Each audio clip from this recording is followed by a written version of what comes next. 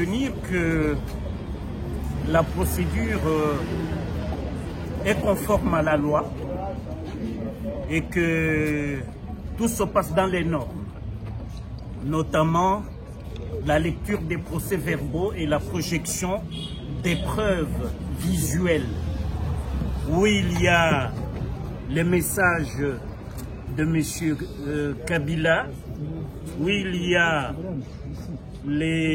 dans les procès-verbaux, non, dans les données visuelles, où vous avez vu même M.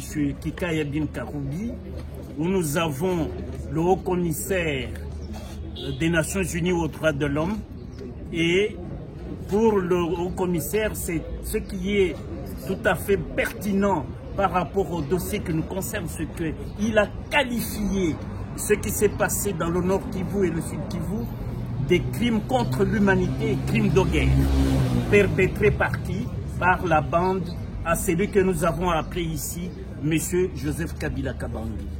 Et c'est pour cela que nous pensons que les choses sérieuses ont commencé ce jour et que les avocats qui n'ont accédé, les avocats de la République bien sûr, comme partie civile, qui ont accédé aux pièces seulement hier, doivent lire ces pièces, les examiner, les éplucher et le 7, nous reviendrons avec la maîtrise du dossier, faire un débat éclaireur et éclairant la justice. Sans l'accuser.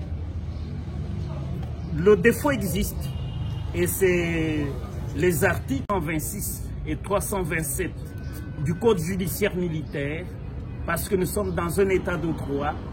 Vous savez, John Locke a défini l'état de droit comme l'état différent de l'état nature, où c'est la loi de la force. Mais dans un état de droit, la force est à la loi.